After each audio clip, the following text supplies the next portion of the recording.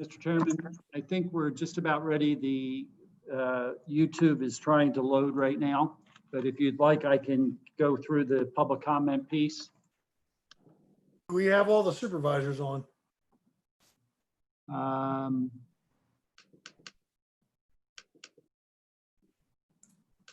don't see Mr. Altieri. He is on. Okay, well then, yes, go ahead then. Okay. Good evening.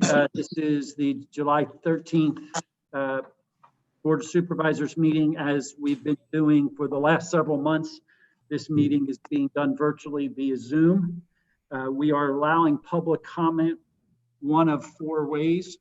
You can make comment by raising your hand as an attendee, and we will recognize you that way. You can send a note to us through public comment at newtowntownship.org and state that you wish to make a comment. If you have called in, make sure you give us the phone number that you've called in by so we can recognize you and make sure we bring the right person on.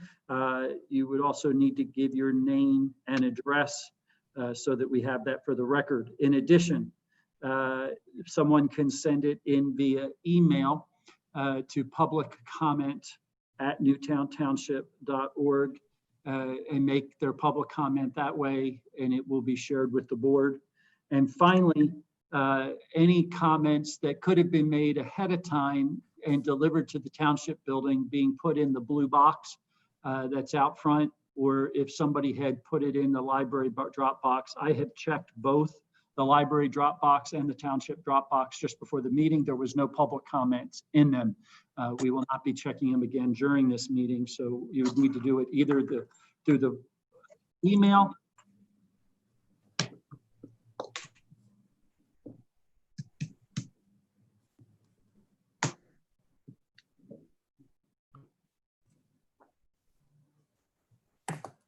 Are we good, Mr. Denise? it's the live stream is now working. Okay, So that's what you were hearing. So yes, we are good. thank you. I would, I guess then like to call our meeting to order. The board was in executive session prior to this meeting to discuss two current legal matters. Mr. Neese, will you please call the roll? Mr. Nawn, Present. Mr. Partridge, Here. Ms. Roberts Lightcap, Here. Mr. Russo, Here. Mr. Altieri. Here. Your engineer, and I believe I saw your solicitor. Yes, your solicitor and your manager are here.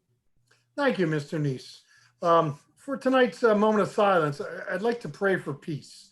Newtown Township is a special place, one where tolerance is practiced and everyone is accepted. We don't discriminate in Newtown Township. So I want to pray that Newtown continues to be a place where all residents can enjoy a life, liberty, and the pursuit of happiness as intended by our forefathers. So please bow your heads with me.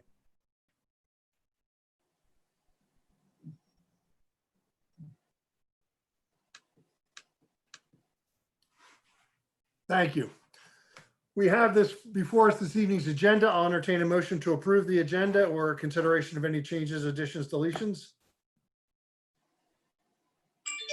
I'll make a motion to approve the agenda as presented. Is there a second? Second. Motion is made by Supervisor Altieri, seconded by Supervisor Roberts Lightcap to approve this evening's agenda as written. Any further questions or discussions from the board? Seeing none, all those in favor, please signify by saying aye. Aye. Any opposed? Motion carries unanimously. Item 7 on the agenda is public comment for agenda items only. Before we start taking any public comment, I just want to note that we will not be taking any comment tonight regarding Cherry Tree Lane. I know we did receive some correspondence from our Environmental Advisory Commission. We did receive another letter apparently, and that's fine. We have seen them, we are reviewing them, and we're taking them under advisement. But at our last meeting, we had voted that we were not taking any more comment on Cherry Tree Lane until such time as the court, the Delaware County Court of Common Pleas, has ruled on the intervener's petition, which they have not yet. I don't believe they've even heard the intervener's petition yet. So until that occurs, we are not taking any more comment on Cherry Tree Lane. So with that, I will entertain any public comment that anyone has for any items that are presently on the agenda?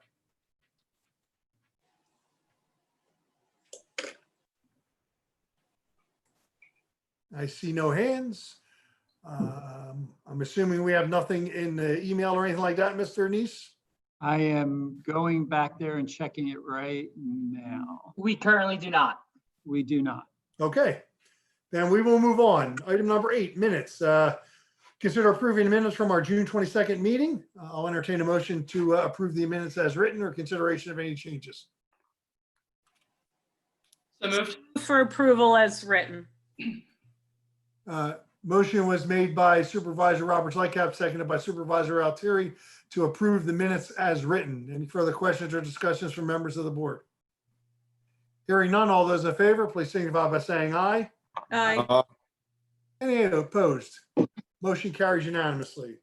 Next on the agenda, we have 2 items of great joy here, 2 resolutions of recognition. The first is consider approving Resolution 2020-25, recommending Joseph M. Curcio on the achievement of Eagle Scout. You take that, John? Yeah, go ahead, Mr. Partridge. Okay, resolution number 2020-25, recognizing Eagle Scout achievement of Joseph M. Curcio.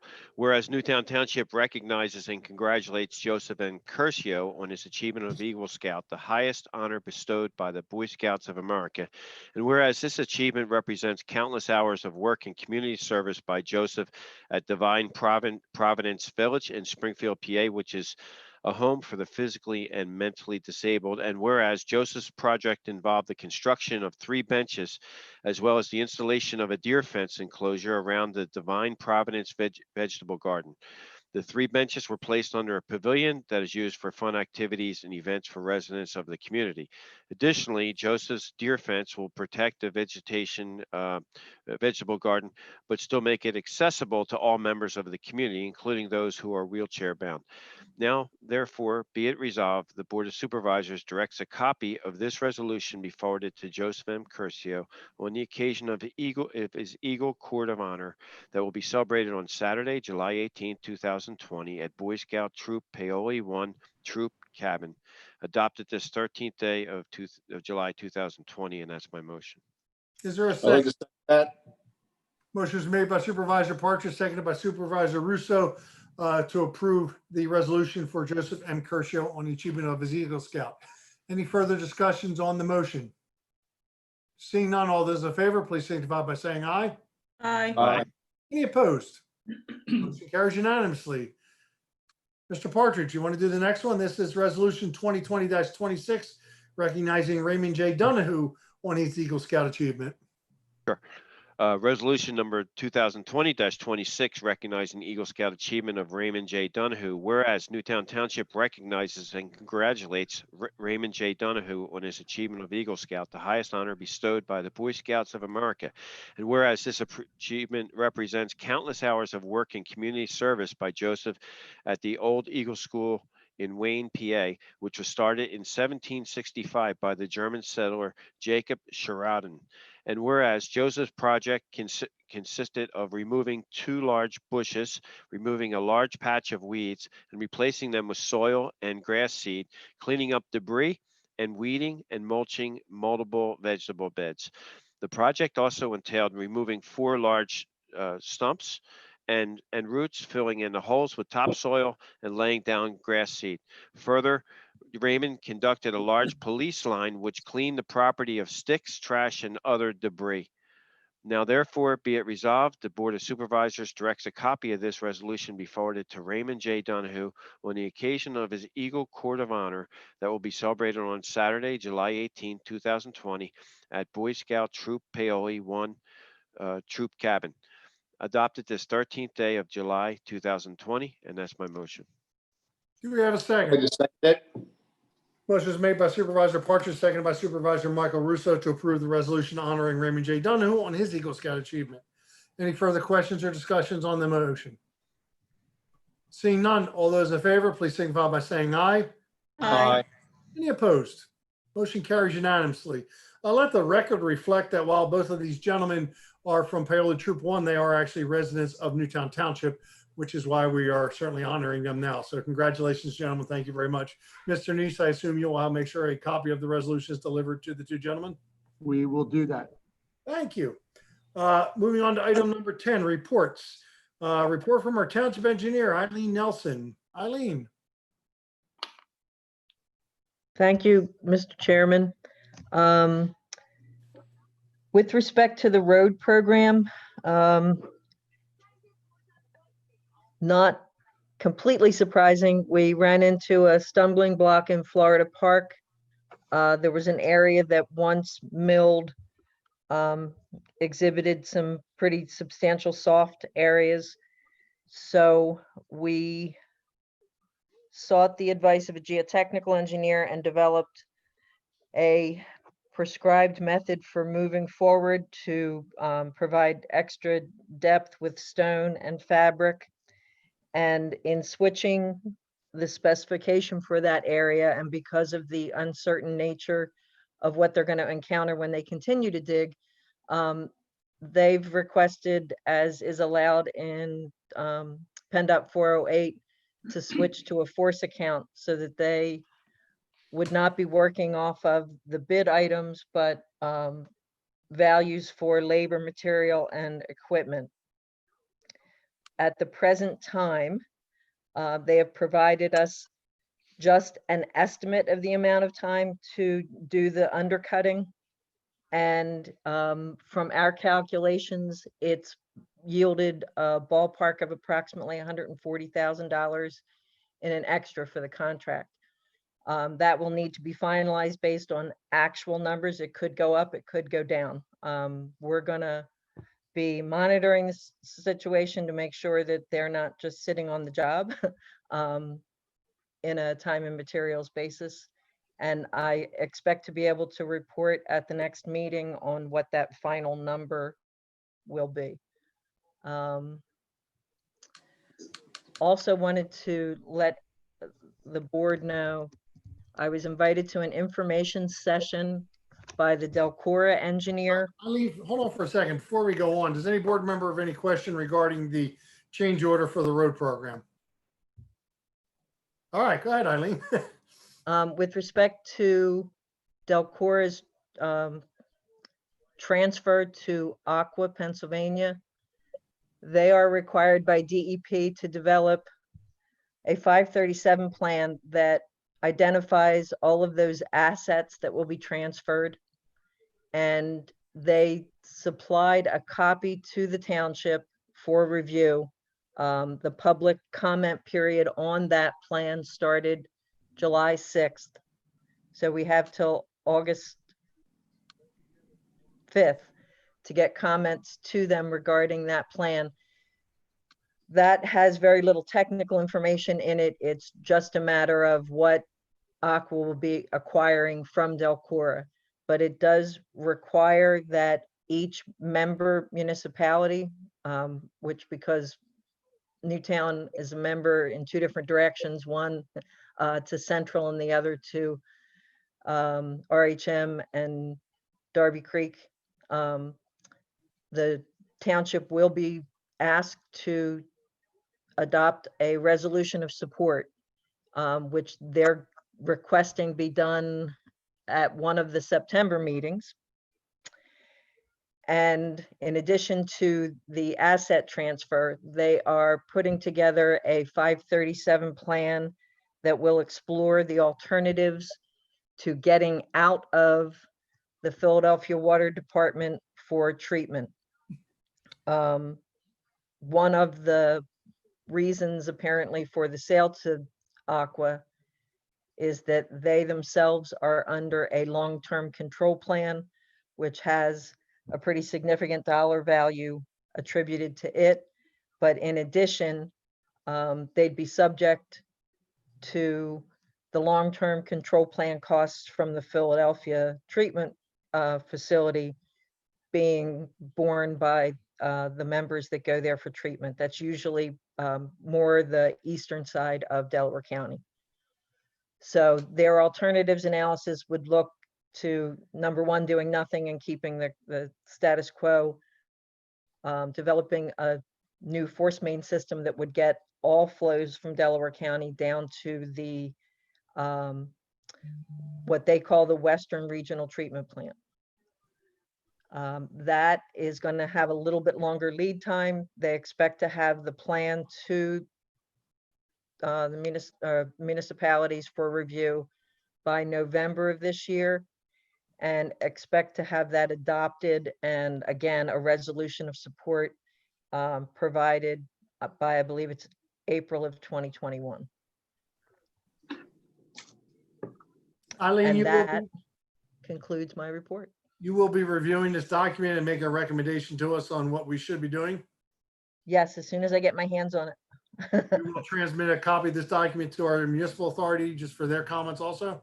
I did inquire as to, I know that they weren't in attendance at the information session, so I reached back out to DELCORA's engineer and asked if authorities were getting separate invites. I have not gotten an answer back yet, Okay. but I I have will a- confer with them for sure. I got a question for you. Eileen, when you said the resolution of support, meaning we as the Board of Supervisors would be voting what in support of them being sold to Aqua? It's a, yeah, I mean, that's it in a nutshell, them being sold to Aqua and all the things that the plan lays out. Okay, and who requires this? DEP? Correct. Okay, so I guess the spinoff on that is, why would we vote for that as opposed to the municipal authority? Or does the municipal authority have to give a vote of approval or denial as well? I believe it's the municipality itself that needs to lend the support, because the municipality has the responsibility for the adoption of a 537 plan. Okay, that makes sense. Whether you delegate the implementation to the authority is a different story. Okay, that makes sense. And I don't know if this is a question for you or not. So if it's not, we can punt to maybe Joe or Steve. But what is the legal status right now? I know that there is some pleadings that have been filed. I know that there was an injunction filed or a lawsuit filed, I should say, by county council. Where is the status of the sale right now as it pertains to Aqua taking over DELCORA? I am not aware of the legal status. My understanding is that it is yet to be heard by the judge. Okay. Len, I think. I agree with Eileen that. Nailed it. We're not approving the sale. We have to approve the 537 plan. That's Okay. our right. If we wanted to change our own 537 plan in town, it's our approval process, not the municipal authorities. So if DELCORA wants to change their 537 plan, which would include the ownership of the assets, then that would be something that we would have to vote on. So we're not necessarily voting on the sale. We're just voting on the change of the 537 plan. Got it. And then Eileen, in terms of, I couldn't get my computer off of mute when you were talking about the change order. So I understand what's going on with, and we have the geotechnical person out there. In terms of the other roads back there of Florida Park, are they able to start getting paved, or are we holding it up, that whole neighborhood, because of this one area? Or is it a large area and I'm just misinterpreting the emails that are speaking of the issue area? They began the work in Florida Park today, Okay, so they're not necessarily holding anything up. They did need to know how it was going to move forward, but that was all resolved last week, and they are good to go at this point. so paving is starting outside of that area that's in question. I can't specifically say that they will pave, because they like their crews to be kind of uniform, where they're doing one thing and then being followed by the next. So I believe they submitted a new schedule.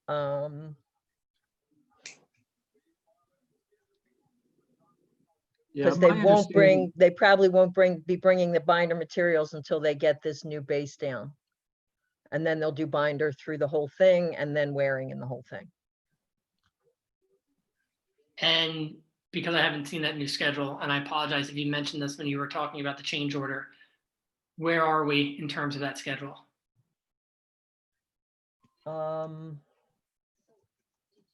I'm just asking so that if a resident reaches out from Florida Park, I Yeah, can say, look, I've already addressed to a lot of them about the issue of the roadbed sinking and the rock sinking. I get that.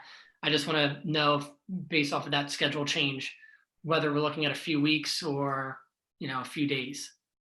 I don't believe that the whole entirety of the work in Florida Park could take several weeks. Okay.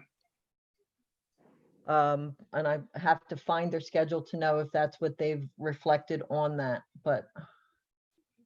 I am think looking- that is, if I recall correctly from the schedule, it's, I think it's roughly a week or so to fix what they're doing right now. And then they get into putting the binder down, which I don't remember the exact length of time, but it looked like about 3 or 4 days. And then they come back with the top coat. Yeah, the undercutting was 1,000 feet and they indicated they thought they could do approximately 200 feet a day. So that undercutting would be done in a week and then the binder and top will move much more quickly. Thank you. Welcome. Any other questions for Eileen? Yes, I have a question. Eileen, how are you making out with the drainage studies that Leonard brought up to you, I guess, a few months ago now? How are they coming? The first one with Glendale Boulevard, I met with Paul Smith. Actually in the rain on Friday to try and get an idea of what he's actually experiencing. So that one's got the survey completed, the drawing in hand, and now we're looking at a design fix. The others have not really moved forward. When we talked about it initially, you kind of asked me to gradually go to them to spread out the costs for the budget. Okay. But they did, not related to those studies, they did complete the berm work at the rear of the enclave, which should contain all of the site runoff there and actually have all of those units in the back, their roof drains connected to the storm system, excuse me, and sodded the back corner that was always a problem for us since the start of the project, so. Great. How about the school that had the drainage problem that was missed during construction, but became a problem apparent after, I don't know, a year or so? The school there on the corner of Bishop Hollow and 3? The daycare? Oh, Is you that mean the- Ellis? You mean Ellison? Goddard, yeah, the Goddard School. Is the Goddard School, is that problem fixed? I know you said you were working on that. Did the contractor come back? It is not fixed. I'm trying to find what they're referring to, actually. So no, that has not seen much activity. Well, Steve, is there something Andy can do as far as giving them so many days to fix it? I mean, this is ridiculous. I mean, this I is don't know their- what it is they have to fix, Mike. Well, I thought you said there was a pipe buried that's not draining someplace. Or someone said that. I did not say that. He's talking about the Goddard School, Eileen. I thought that issue was resolved. Oh, wait. I'm sorry. I thought you were talking about the Malvern School. Goddard Street. No. What about the Goddard School?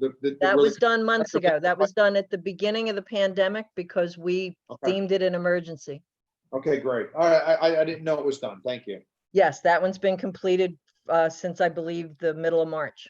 Yeah, I think it was the night we brought it up. I think they had it resolved by Thursday that week. That's great. Okay. Didn't know that. I'm sorry, I thought you were talking about Malvern because there's another concern down by Mill Hollow with the Malvern School, but I just haven't figured out what the problem is there yet. Okay, thank you. All right.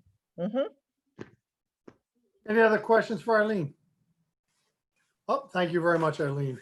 Welcome. Next is Mr. Neese's report. Mr. Neese, please. Yes, I have just several items that I want to just bring up.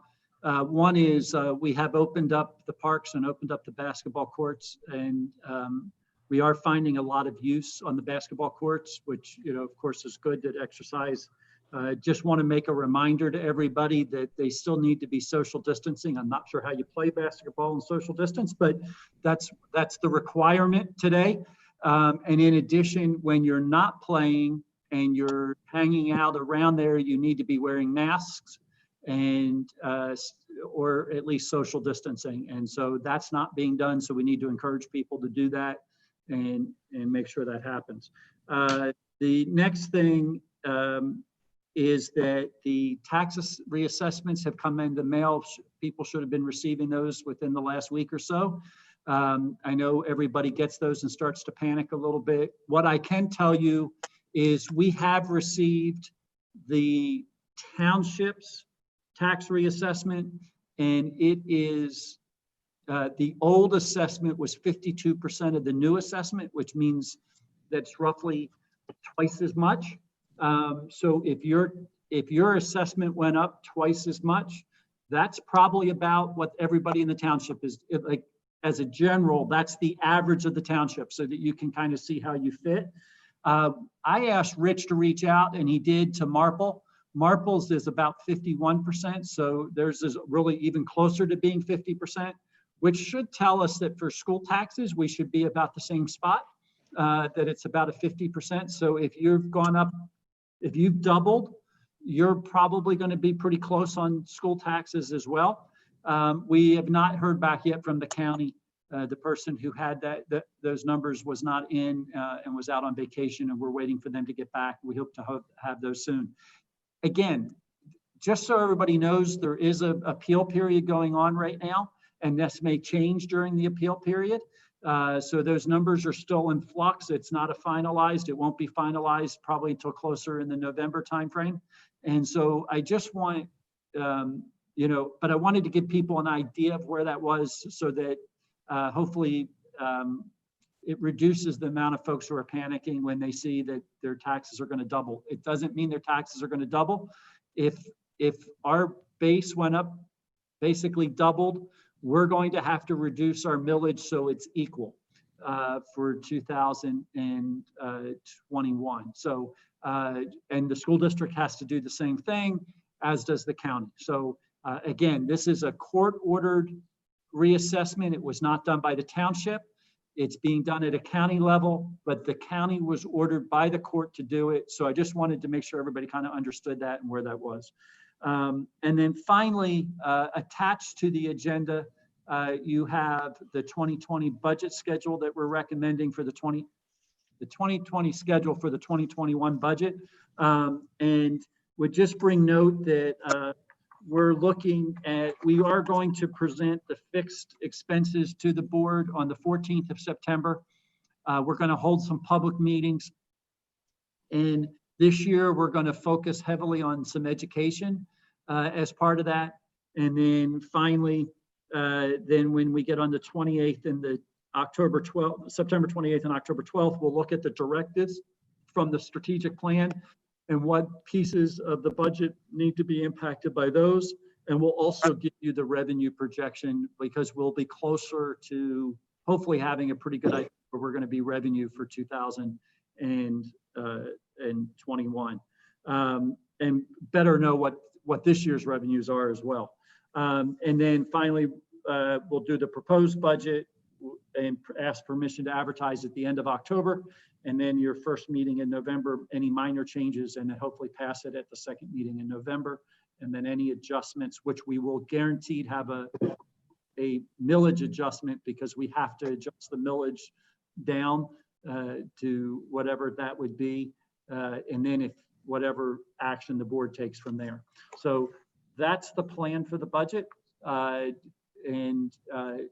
I don't know that you need to adopt it, but if you have if there's a concern for it, it should be expressed now so that we make sure we make adjustments for that. Do we not need to know the new millage rate before we vote for the budget? You will have a dollar amount that, in other words, we're going to know.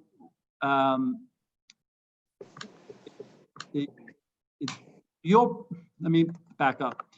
If there's any change in what you're going to do as a board, then you would know that ahead of time. We may not know the millage numbers exactly at that point, But the millage is going to change this year no matter what. It's going to go down because of the reassessment. It depends on when they get us those numbers in November. Typically, they're right about the middle of November, and we will be able to give you those numbers on the night of the 28th, 23rd.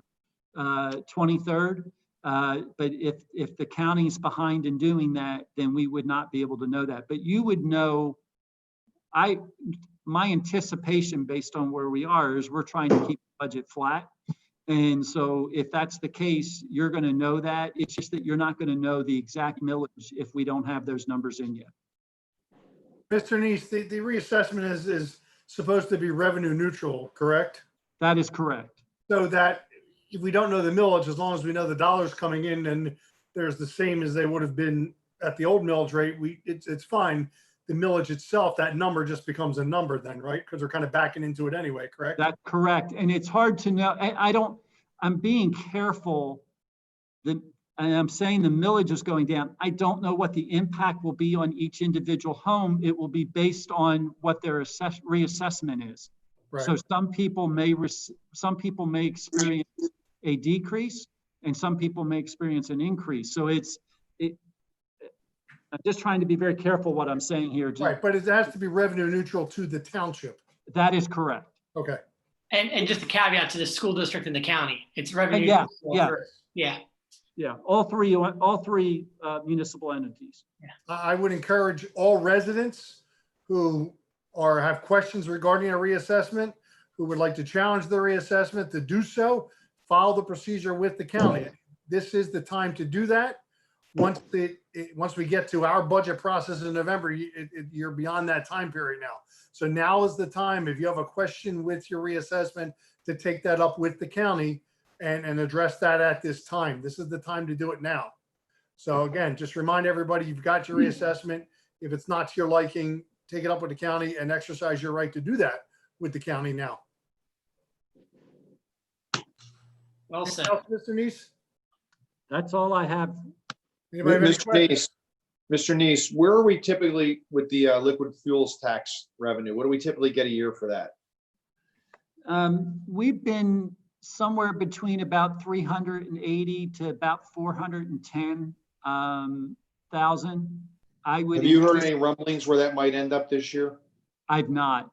I mean, it's based off of people's usage of fuel, and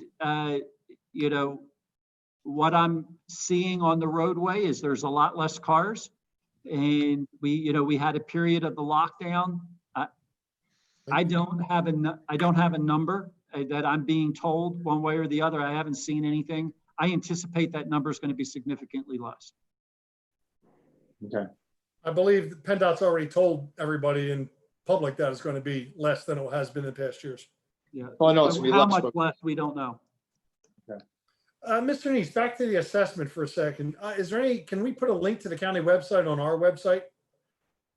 I believe it is already there, but I'll verify because it had been there before when we first did it. I thought so, but yeah, we could just make sure that that's up there, make sure residents can find it.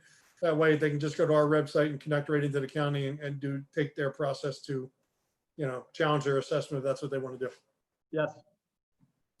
Any other questions for Mr. Neese? All right, moving on.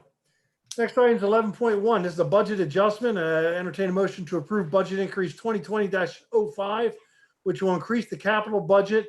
It'll increase the fund balance by $17,877, and it'll increase the transfer from net proceeds by $1,100,000, and this all goes into the account for the fire truck, a Pierce 105-foot ladder.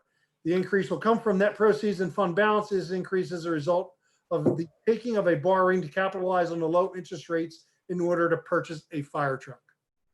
So move for approval, John. Is there a second? Second. Motion was made by Supervisor Partridge, seconded by Supervisor Russo to approve budget increase 2020-05 as written. Any further questions or discussions on the motion? Seeing none, all those in favor, please signify by saying aye. Aye. Any opposed? Motion carries unanimously. Next item is I'll entertain a motion to approve budget transfer 2020-04, which is a transfer in the general fund, which increases the diesel fuel by $13,808.65 from the salt chemical. This allotted amount of diesel fuel for the 2019-2020 contract was not utilized due to a mild winter, and according to the Delaware County Intermediate Unit contract, must be paid out. Also, the salt was not utilized in the same time period due to the mild winter. Before we entertain a motion, Mr. Neese, can you explain this? I can try. Okay. So we purchase fuel through the DC, am I saying that right? The DCIU, which is the Delaware County Intermediate Unit. And we go in through that process. And so we use fuel. What we did not know, and we've been doing this for years, and what we did not know was that there was a potential that if you didn't use all your fuel, that you would end up having to pay for what you didn't use. And so the contractor did not get the bid for next year and chose to exercise that. Right. Is there a limit when we have to take that fuel by, and can we sell that fuel to somebody else? Well, the limit, I believe, if my understanding is we would have had to use it all by the end of July. And So why wouldn't we talk to Glasgow and some of these people that use a lot of diesel fuel and see if they want to buy it from us? I think there are potentially, we could talk from a legal standpoint. I think there's some issues with us. We buy this at a bid rate. We don't pay taxes on it. There's a variety of things that we get as the benefit. We're actually only the bidder or the contract awardee or the person that had the contract is actually only taking half of the cost. So did we check, is our tank full?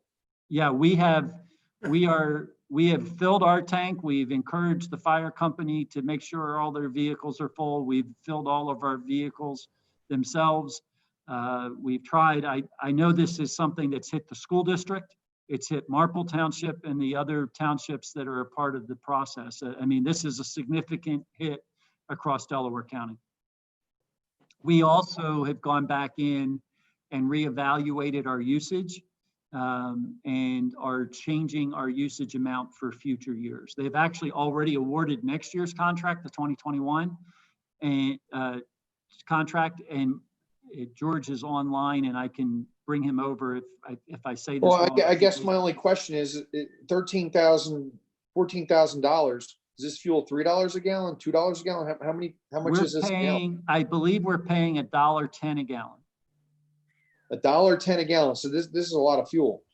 This is a lot of fuel. And this is white fuel. This is regular on-road diesel. This is not off-road diesel. That's correct. Are we still? It almost paid for us to put another tank in, especially if this problem happens again. Well, I mean, we've talked through a lot of options from this, and yeah, it is a big issue. We looked at trying to figure out how to store additional fuel. We also realized that because the 2021 contract is already awarded, we could be in the same position. I mean, we could buy this fuel. We're using that. If we get this fuel, we're using that fuel, and we could be back in the same position with the fuel that is this year's fuel, if I'm saying that right. No, I see what you're saying. Yeah, I know, but if you had more storage capacity, you'd be able to store this fuel. And then we had basically no winter this winter, so you didn't use it like you typically would. But what happens next year if you have a double hard winter? Then you're going to use more fuel and pay a higher price, right? Because if you use you have it negotiated or you have an agreed upon, you're going to buy X dollars at this rate. And if you go over that, I'm sure it's a graduated rate. I don't know. It just seems to me we should be looking at another tank. At least price it out anyway. I mean, we're talking 12,000 gallons of fuel. That's a big tank. It is a big tank. So we have the potential for this next year. Should we be out of this contract altogether then? Well, we've gone through, we went back to, and George, I know you're online. If I start saying something wrong, please raise your hand. Make sure I'm being accurate. We went back to the bidder who's won it this year is different, but the bidder who's won the 21-22 contract has also already been awarded. And we've gone back to that contractor and we've asked to adjust our usage because we did not realize that this was even a possibility. And partly because my understanding is the bidder has had the contract for so many years, he never exercised it, but he lost the contract and he exercised it this time. Who is the supplier that lost the contract? I'm going to bring George on. He can speak better about that. Well, I'm just wondering if the next person is that much different in price. So what you're saying, Mr. Neese, is that we could have gone over every year. It's just that the contractor never chose to exercise that option. That's my understanding. I did bring George on. George, are you here? It's Joe, Steve. What he was doing was he was rolling it over the amounts into the next contract year. So he never exercised the minimum. He just rolled the amounts over into the following years, as I understand it. And then he kept being the same contractor year after year. So it finally caught up with everybody. We weren't aware of it. The township really wasn't aware of it. They were just asking us for our usage each year. So there's, like Steve said, there's a bunch of entities that are a part of this contract, and we never, we didn't get into the bidding or the awarding of the contract. We were just a part of it, taking advantage of the low diesel price. What other, besides, and sorry, George, I know you want to probably jump in here, but this is going to be directly aimed at you anyway. What other municipalities besides us and Marple Township are involved in the IU contract? Sure. So it's primarily the school district. They're the parent of this area, and then from that, Marple and Newtown both feed into it. I could get a list of all of the municipalities that are involved, but it's a pretty extensive list. Yeah, no, I mean, it's not necessarily. I just wanted to make sure we weren't an outlier, us and Marple's being one of the two. Because, and I'm sure Ed's probably in the same boat, but 6 years with the school board, I never once knew that the IU had a gasoline consortium, of all things. Who is the supplier that the old contract was with, George, and who's the new supplier? Sure. PAPCO is the company that has had it for a number of years, does not have it next year, and then is going to have it again in 2021. I want to say, I don't have the name in front of me, but I think it's Tully is the name of the company that has it this year. And how much did they win it by? I mean, was it a huge percentage or was it like a few pennies? No, it was close. Did we calculate? I mean, I'm not trying to insult anybody, but do we calculate the difference if we went with the second bidder? Would we still incur this $13,000 in cost? So unfortunately for us, this is something that we give our anticipated usage, and the Delaware County Intermediate Unit runs the bid. So is it the IU board who votes on this? Yes. That's my understanding. So we're only in because we're connected to the school district. In other words, it's the school districts that are really availing themselves of this price, and we're just allowed to piggyback on that. Correct. Correct. Same like with gas. Does it make any sense for Yeah, us? exactly, Ed. Yeah. Does it make Is any that the same thing, like what Ed said? Sorry, John. Is that the same? Is that the same thing with gasoline? That's why you see the police officers going into the bus depot, correct? That is Yeah, correct. Yeah. Exactly. That's all part of the bid. And so any township vehicles that use gasoline go over to the bus depot. Same with Marple, they go over to the bus depot. In our case, the diesel, we don't go there for diesel. we have our own diesel tank. What size is that tank, George? It's a 3,000 gallon tank. Rather small. Would it make sense for us to consider going out for our own bid for this? I mean, as a township, just buying our gas and diesel separately from the school district, or? So we've had very good pricing in the past. I mean, the bear got us this year, but usually we do very well when you look at what the pricing is out there. $2.15 was what we were paying in this past contract. The liquidation is a lot less. I think the liquidation's $1.06 a gallon, but normally it'd be $2.15 and change. Normally, again, it's a very good bid deal. You're right. I mean, you're not really getting $1.06 a gallon anyway. So we benefited a lot of years. We're just getting caught this year. We're getting caught this year, and the owner of PAPCO was very willing to work with us in the 2021 to make sure that we were getting the amount that was realistic for what we've been using. So we've lowered our amounts that We sent that in. He offered to let us lower the amount for 2021. I sent in that amount as to what I thought we needed to be. Okay. But for this particular transfer, we really don't have options here, right? George? No, I know the school district's legal team looked at it before we even learned about it. The Delaware County ICU looked at it legally, and it was in the document. I mean, we just got, we lost out on it this year. There was really no. Good. Well, no, I was just going to say that based on the fact that we don't have options, I mean, I'd like to offer a motion on this, but I hear the conversation about future years, which I guess we can, continue to look at options. When it comes to the buyout, we're paying our proportionate share. Right. And as George stated, the buyout is half of what it could be. So the contractor was letting everybody out for maybe half of what he could charge. Is that right, George? That is correct. And again, they had purchased based on what the anticipated usage was, which was why they, when they lost the contract and couldn't roll anything over, they couldn't take the hit.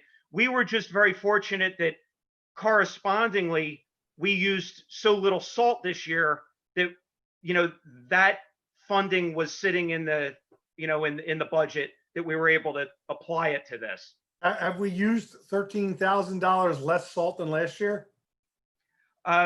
We've actually used a greater amount less salt. Okay. So budget wise, this is kind of a wash then. That is correct. All right. Motion was made by Supervisor Partridge to approve budget transfer 2020-04. Is there a second? Second. Motion was made by Supervisor Partridge, seconded by Supervisor Roberts Lightcap. Now, not to cut the discussion short, is there any further discussion on the motion? Yeah, John, I'd like to suggest that after we take an action on this, that we move directly to 12.4, which is directly related to this, and take action on that. That's fine. Okay. Any further discussions on the present motion? Seeing none, all those in favor of approving budget transfer 2020-04, please signify by saying aye. Aye. Aye. Any opposed? Motion carries unanimously. Then we can go down to item 12.4 under new business, which is consider approving the diesel fuel contract liquidation totaling $13,880.65. So move for approval. Is there a second? Second. Motion is made by Supervisor Partridge, seconded by Supervisor Altieri to approve item 12.4, which is the diesel fuel contract liquidation totaling $13,880.65. Any further questions or discussions on the motion? Seeing none, all those in favor, please signify by saying aye. Aye. Aye. Any opposed? Motion carries unanimously. Thank you, and thank you, George. Thanks, George. All right, moving back up then to payments. Item 12.1 is consider approving the amount of $1,117,877 payment to Glick Fire Equipment for the purchase of a new fire truck. So moved. Is there a second? Second. Motion is made by Supervisor Altieri, seconded by Supervisor Russo to approve item 12.1, the payment to Glick Fire Equipment for a new fire truck. Any further questions or discussions on the motion? Seeing none, all those in favor, please signify by saying aye. Aye. Any opposed? Motion carries unanimously. Item 12.2, I guess I want to take these separately, 12.2 and 12.3. So we'll start with 12.2. This is to consider approving pay request number 1 from Glasgow Inc., totaling $819,511.66 for the 2020 road program, which includes a 5% retainage for punch list items. So moved. Is there a Second. second? Who did the second? Leonard did. Thank you. Motion was made by Supervisor Partridge, seconded by Supervisor Altieri to approve pay request number 1 to Glasgow in the amount of $819,511.66 with a 5% retainage. Any further questions or discussions on this motion? Seeing none, all those in favor, please signify by saying aye. Aye. Aye. Any opposed? Motion carries unanimously. Next is consider approving pay request number 2 from Glasgow Inc., totaling $856,039.98 for the 2020 road program, which includes a 2.5% retainage for punch list items. Would somebody like to offer a motion on this item? So moved. Is there a second? Second. Motion is made by Supervisor Altieri, seconded by Supervisor Russo to approve item 12.3. Now, I have a question for our engineer, if Eileen's still on. And if she is, Mr. Neese, if you could let her talk. I am. Oh, good. Why the difference in retainage? Well, at the start of the project, by law for a highway project, we're allowed a maximum of 5% retainage. And that was why the first one was processed accordingly. As work moves on, you can reduce that retainage if you see fit. And we saw that as the payment number gets larger, the retention at a lesser percentage is still a decent amount of money. And with the punch list that we have right now, we have a handful of driveway issues with reveal at curbs and things like that, so that they have been fairly minimal to date. Okay, so if my math is right, we're holding about $60,000 so far right now. Of the 1.7, 2. Yeah, somewhere in the, I think in this, no, it's more than that. But nonetheless, you're confident that that's enough at this point. Yes, Okay, that was my only, that's all. So it was purposeful. I got that. I just was wondering why. And if you're confident that we're retaining enough money, then I'm fine with that. So Yes. that's my only question. All right, motion was made and seconded to approve pay request number 2 to Glasgow in the amount of $856.39.98 with 2.5% retainage. Any further questions or discussions on the motion? Seeing none, all those in favor, please signify by saying aye. Aye. Aye. Any opposed? Motion carries unanimously. We took care of item 12.4 already. Brings us to item 13.1. Consider approving the bills on check register A dated July 13th, 2020 in the amount of $3,060,333.35. I actually reviewed the bills today, and so I'll make a motion to approve. Is there a second? Second. Motion is made by Supervisor Partridge, seconded by Supervisor Roberts Lightcap to approve the bills on check register A dated July 13th, 2020 in the amount of $3,060,333.35. Any further questions or discussions on this item? Seeing none, all those in favor, please signify by saying aye. Aye. Aye. Any opposed? Motion carries unanimously. Moving on to new business. New business, item 14.1. Consider approving the advertisement for the 2020 de-icing salt bid on behalf of the 10 Delaware County municipalities. So move for approval.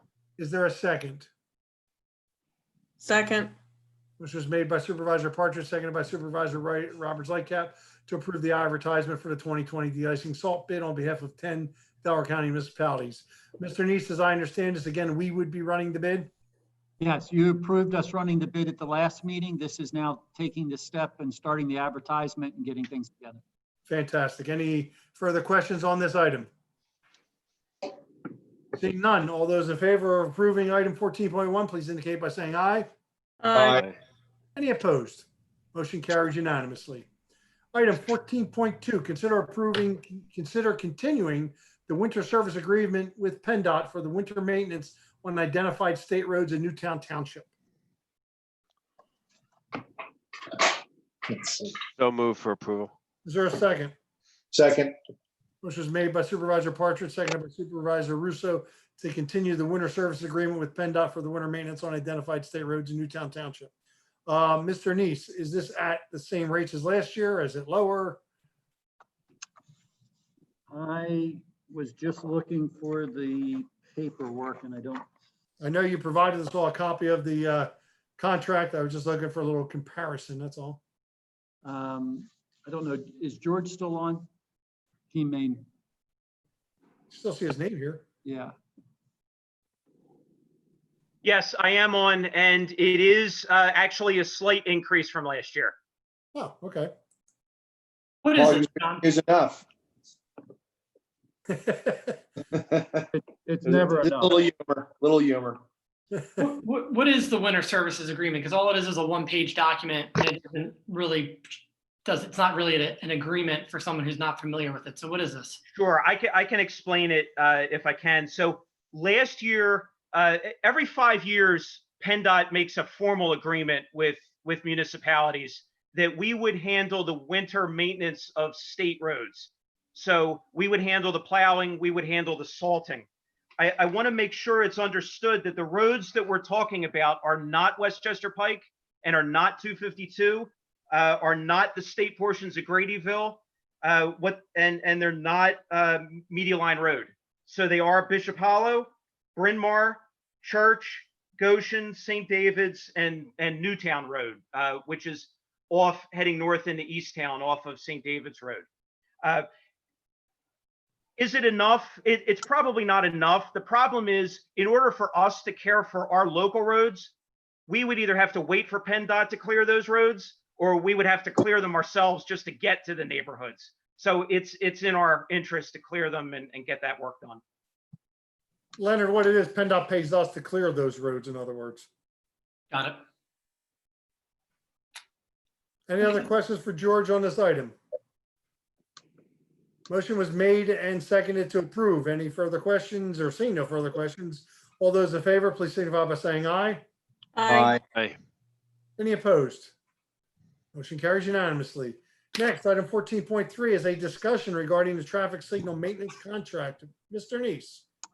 Yes, my understanding, and George again may need to chime in, this contract is up this year.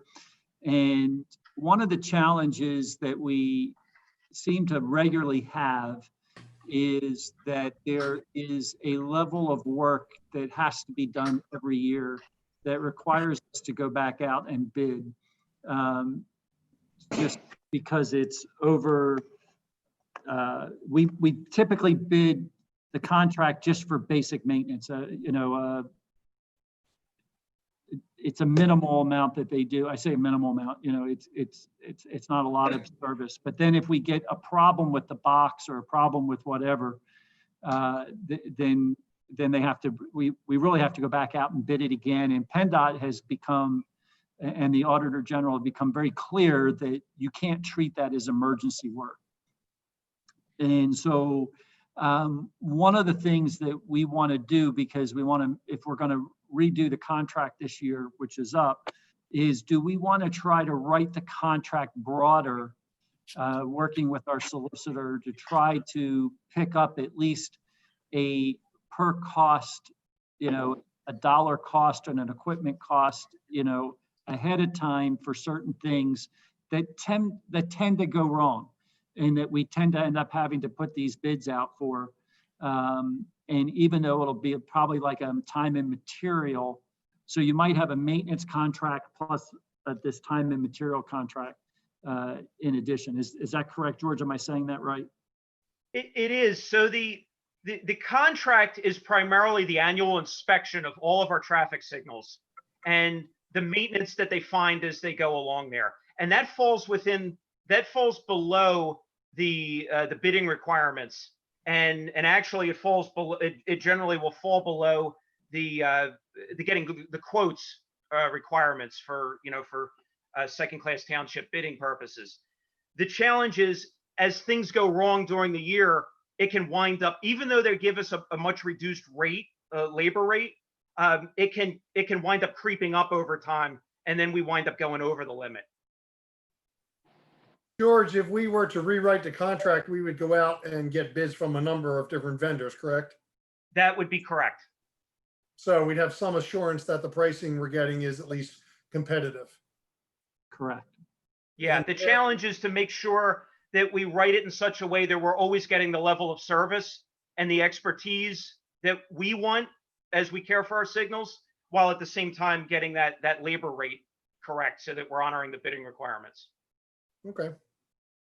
I mean, as far as I'm concerned, if it makes it easier for us to be able to service our signals without having to go out for bid every time we need to replace the mast arm or something like that, I'm all for that. I'm assuming that knockdowns from an accident are still considered an emergency situation or something like that. Yes and no. I mean, there's some real debate based on how the Auditor General has looked at this, whether or not that fits the fully where that is. It's unclear for that kind of thing. It's very clear for other things that they don't think it is, but I don't think that's as clear. Would you agree, George? I would agree.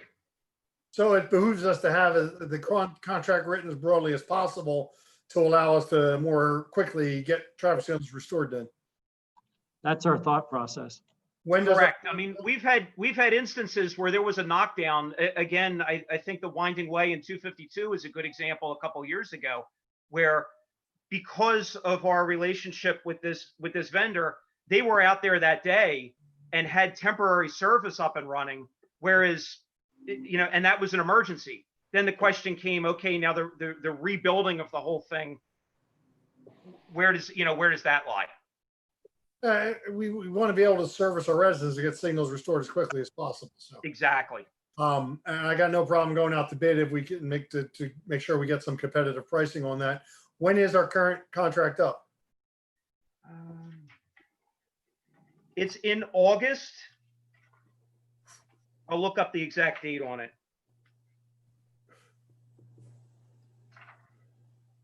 Yeah, I mean, we would certainly have time to work on until August, and I'm sure the current contractor would give us a month to month if we had to take a little extra time to put something together. But do you think we have enough time to put something together and get it out to bid? Well, we won't have a lot of choice. Well, how's this guy's response when there is an emergency, George? It's good. It's excellent. And how many people actually do this type of work? Are there a lot of people? There's 3 right off the bat that I could think of. And have we ever talked to the other guys about pricing? And I mean, if there's any idea we're gonna have a huge differential in costs? I think the cost is going to be in the ballpark. Okay. Again, I don't know the other contractors as well as I do this one. I know the level of expertise we're getting, and that's always a challenge when you bid, is to make sure that you're getting that level of expertise that you want. Right. And sometimes that can be very difficult to put into a bid. And my concern is we already have huge traffic problems in this township. And when a light goes down, it's obviously it creates more problems, more strenuous than we had before we had a light that was working. And it just seems to me, if you're comfortable with this agreement, and this guy is responsive to the traffic needs when there is an emergency in a quick manner and very responsive to our needs, I think we need to maybe think about that a little bit, maybe until next meeting, because I just think, in my opinion, there's nobody that hasn't complained about traffic. It's number one concern on everybody's mind here in town. And when these lights goes down, especially at rush hour, it's a disaster, in my opinion. We can't expand the current contract without running afoul of the bidding law, correct? That's correct. Yeah. Okay. Mike, and I understand what you're saying, Mike, and I absolutely have no problem with our current vendor. I am, based on my work, very familiar with them. They do an amazing job. They're a very competent, well-qualified vendor. There's a similar vendor there are vendors actually headquartered in Westchester. There's a similar vendor that's actually headquartered in Marple Township that I have equal praise for. I guess they would probably be one of the primary competitors on this type of contract. So, Well, we can put response time in the contract, right? We can put, so they bid to response time too, right? So that way, not only can we put in the contract, PennDOT has specific times that they have to respond to. So yes. okay. All right, well, as long as we have that and the other guy's just as close, one town versus one or two towns the other way, I'm fine with that. I just think that, you know, we always want to make sure we sharpen the pencil, but sometimes this is a big issue. I think the real issue that we're looking at is the concern that we have is that we get caught in the middle of the year and we need a repair done. And now all of a sudden we're having to go through the bid process and it slows the whole process up. Right. So we were trying to figure out if we could write this in such a way that we could get both parts of the service. And, you know, we'll work with the solicitor and actually see if we can do it in such a way that we can keep the one part maybe separate from the other part and just have it just so that we have something on hand when we have to have a certain level of service that we can get things done. That's fine. Mr. Neese, are you looking for us to authorize you to go out to bid at this point or just simply? I think as long as I have an agreement that we're going to be putting something together and potentially going out to bid and you're all okay with that, unless the solicitor says something different, I think we could move forward. No, So we're we would good. We're good. We'd actually authorize going out to bid at the next meeting then? Or, I'm okay to go out to bid now. okay, that's fine. As long as Joe's okay with that. Because the next meeting's a month from now, right? Right. Yes. And I didn't want, that's what I was trying to get at. I don't want to put that much time restriction on it. If our solicitor is okay with, you know, this going forward, then that's fine. Yeah, I don't think it's a problem. Okay. Any other discussion on this item? All right, moving on. Item 14.4, this is discussion of ordinance 2020-03, which is advertising litter. Mr. Catania, I believe you had some comments on this? Well, I think it was Suzanne sent me what the board was sort of looking at from a town in New Jersey. And what I did was I converted what they had to a Word file that I think she sent out to all of you. Yes. And there is 1, 2, 3, 4, 5. There's like 15 sections or 13 sections. So what I was sort of looking for is from a checklist of what you want included in our proposed ordinance. So, you know, they have things from throwing trash out of cars to worrying about receptacles or clearing the sidewalks. But what I thought I heard the board was interested in was what they have down as 419-8 distribution of commercial handbills. Yeah. And that's the one that prevents commercial advertising or those type of items just to be thrown on the premises. That distribution has to actually be done by handing it to the individual. Non-commercial handbills is handled differently. It says sort of the same thing, but then it says you can place non-commercial handbills securely at the private premises in question in such a manner that it won't fall to the ground or blow away. So, and then they get into commercial handbills on vehicles. So it's like a shopping list of what the board sort of wants me to draft a proposed ordinance around which sections. All right, so since the board, I think, just got the Word document today, maybe the board should take a look at that and get you some comments so that we can have a better discussion at the next meeting. Yeah, and then there's the last section. I mean, I threw in the definitions, which are okay. That's not that big a deal. And I left out the violations and penalties. We'd have to tie that into something, either some, most likely our fee schedule somewhere in there. That's what they did. They tied it into something that you don't have to change the ordinance each time you make it part of the fee schedule, which we would change. So we'd have to come up with some type of penalty if it was violated. All right, I think Mr. Neese and his staff can probably work on that as we do with all of our other fee schedule, right? We would amend our fee schedule to include any violations. Yes. Yeah. So I guess what I need the board to do at some point is just to come up with either a consensus or something. I mean, I can put them all in, and then you can tell me what you want to advertise at the next meeting. Everybody okay with that approach, to take a look at that and get Joe any comments you have regarding what should or should not be in there? Yes. Yes. All right. Are we good with this item then? Yeah. I'm good. All right. Moving on, item 14.5, consider approving the scrapping of the decommissioned codes vehicle. Mr. Neese. So actually, I said it was the codes vehicle. It may have actually been the public works vehicle now that I said that, but it was, it's one of the 2004 Ford Explorers that we have.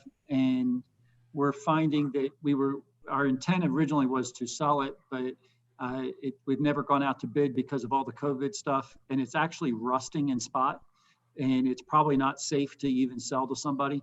So our suggestion is just to take it and scrap it.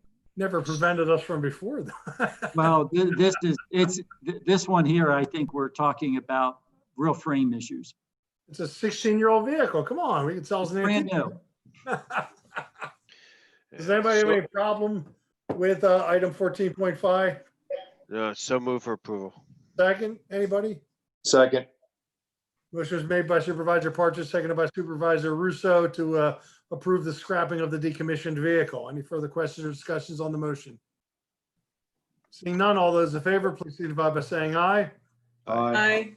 Any opposed? Motion carries unanimously. You may scrap it, Mr. Neese. Thank you. Last item under new business, item 14.6, consider approving the sale of 2 decommissioned police vehicles to Riddle Memorial EMS at a cost of $200. Wow. Mr. Neese. So we have 2 police cars that are out there. They've approached us about purchasing one. I'm making this a twofer. They're both the same year model. They can take and make a full car out of it and go for it. I'm assuming our 2 police vehicles are in that much of an issue where they're not really worth that much? We've looked at them. We're actually having issues of finding different parts to make them even meet the sellable requirement. And so like we can't even get seat belts for them and things like that. So our recommendation is just to let it go. Okay. Anybody want to offer a motion accordingly? So moved. Is there a second? Second. Motion is made by Supervisor Partridge, seconded by Supervisor Altieri to approve the sale of 2 decommissioned police vehicles to the Riddle Memorial EMS at a cost of $200. Any further questions or discussions on the motion? Seeing Mr. none, all Chairman. those in favor, please signify by saying aye. Aye. Aye. Any opposed? Motion carries unanimously.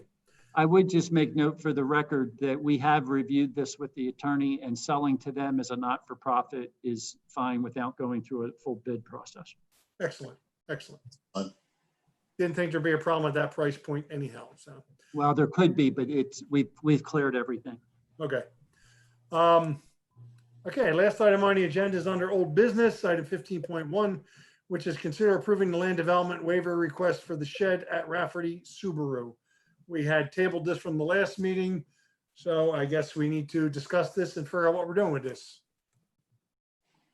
Did the township, I think the way it got left off is that the township and/or Rich was going to be having a conversation about some outstanding matters, I guess, that were between Rafferty and the township. So Steve, have they been resolved? The answer is I've had the conversation. I have honestly did not drive by either one of the 2 lots today. What I will tell you is that related to this, Mr. Rafferty, as of the last meeting, was not aware that the township was taking the stand that they were related to the vehicles at those parking lots. Okay, I can shed a little light on this. I got a little bit more information. Okay, So basically, he had a shed at the back of the property, an old dilapidated shed. And he was building his new building, and in order to store certain type of auto parts, i.e. tires, in the building, it requires a very specialized sprinkler system, which takes much more volume of water. He chose not to put that system in for whatever reason, cost, water availability, whatever. And then the shed popped up on the property, and we're not sure what he's storing in there yet, but he plans to store parts in there. So my thing is, listen, we heard his whole plan. And he came, they presented it, we approved it. And then all of a sudden, a shed popped up after the fact because he needs special storage requirements, or he needs more storage. Then in my opinion, there should be no waiver, in my opinion. What's the normal process here? The normal process would be what, through zoning, since it's a shed, but it says land development. So- well, there's two pieces. Because it's commercial, anytime you do an additional building on the property, it requires land development. And in this case, it also requires zoning relief. It's a double piece, is my understanding, or at least a zoning permit. Right, and now the other problem is, we already have a problem with the availability of parking on his site, because you got cars all over town, and he can't get the truck on site, or you can't get around the building because it's packed with cars. I mean, we're trying to put a bunch more stuff on a site that can only fit X, and it's trying to be more than X. And my frustration is if you needed this additional storage and you couldn't put it in your new building, then you really need to come back and talk to the land use process. I mean, this is not something I feel comfortable giving a waiver on. Yeah, why was there even a waiver requested? Why wouldn't he, what was the conversation of why that was brought as opposed to just going through the normal process? Well, partly because the shed was already put on the property.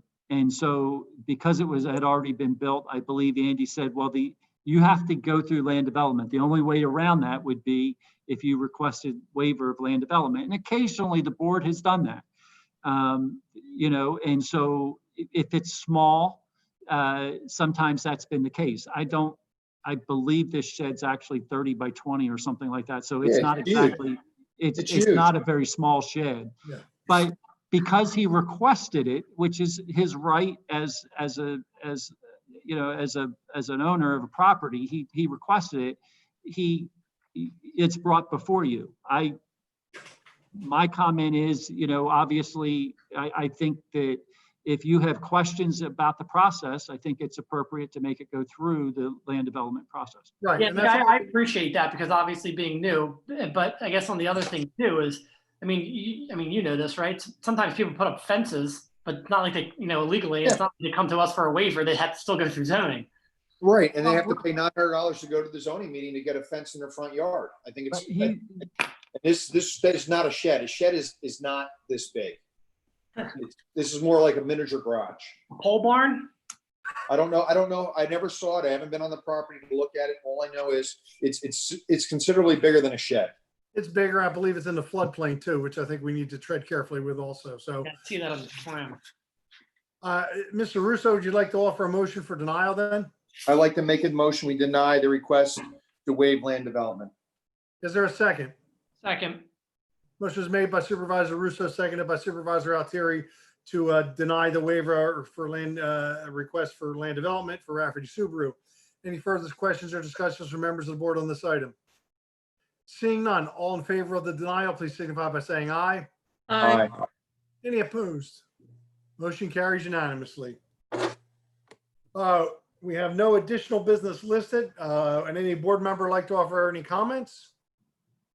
No board members offering comments. We now have public comment. This is general comment for items that are not otherwise on the agenda. If you have a comment, please raise your hand and be recognized. I have one. You may let them talk, Mr. Neat. This is Patty Wilson, 4111 Battles Lane. My first comment is related to the road program. I am beyond thrilled with the work that Glasgow has done in my neighborhood. They were professional. The roads are beautifully paved. They are sealed on the edges.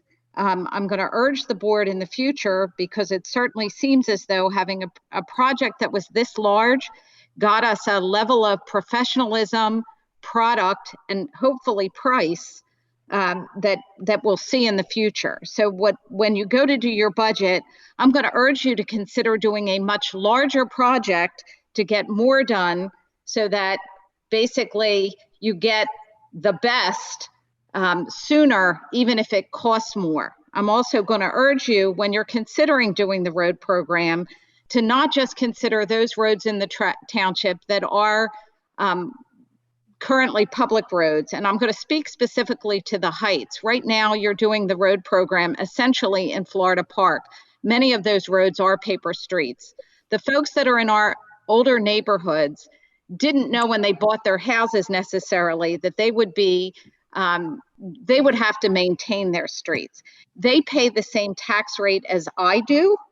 I think we have to give some thought, even if we are not taking possession of those streets, of viewing of them as our township responsibility. The second comment I have is, and this is sort of related to the Rafferty issue, we do have a problem in this township that if you only charge someone double the permit fee, we seem to get an awful lot of these, let me come in, ask your forgiveness because I've already put the shed up or I've already put the fence up. I'd like to get to the point in the next budget process that you consider much higher penalties for those that choose to do what it would appear as though is happening here, which is, let me go ahead and do it, and then I'll ask forgiveness and they'll let me keep it there. The third thing I'm going to urge this board to do prior to the budget process is please talk to the school board. We are a township that has had great growth in population. We have one elementary school here. If you look at the taxing process in the whole, I think we should be bringing the school district in, understanding where they think they're headed so that there's some cooperation in terms of budgeting. And the last thing, because we keep talking about open space in this township as you get ready to do the budget process, I want you to consider more so than ever before an eminent domain of the property at Westchester, Ellis, College, and Main Street. That property on Westchester Pike now, having been clear cut and made a mess, is an absolutely horrific view for one of the nicest neighborhoods in this township and one of the oldest neighborhoods, with committed residents and very good friends of mine. So I'm going to urge you to think about perhaps that as either parkland, just like you have at the entrance of Sawmill with the property that you bought from the fire company and the property that's next to it. We need more properties like that. Thank you. Thank you for your comments, Mrs. Wilson. I just say two things, John, real quick. First, thank you for, I agree with you that it is a neighborhood of committed individuals and it's a beautiful neighborhood as I live in it. So I thank you for those two compliments, Patty. And just to highlight the public workshop that we had last week regarding the strategic plan, the dedication of the roads is a priority. It is something that George and I have had numerous conversations on. It's something that Steve and I have had numerous conversations on. And there is in my mind, preliminary plan that I was hoping to bring forward. And then COVID kind of came about. The difficulty with this is that, I'm one of these people who live off of a non-dedicated road. So, I feel the pain tremendously. But with that being said, there's a lot more difficulty in regards and higher price than it is that, most people would think. But it is something that we're going to be trying to tackle. And I've had preliminary conversations with our state representatives as well as our state senator to see what sort of funding there is out there. But again, I agree with you and I appreciate the compliment that we are a committed group of individuals and it is one of the most beautiful neighborhoods in the township.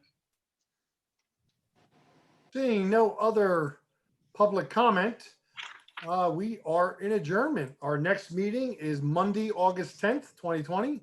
In the meantime, have a happy and safe summer. Wear your mask and make sure you socially distant. And by all means, please support our restaurants and businesses in town. Thank you very much. Thank you. Thank you.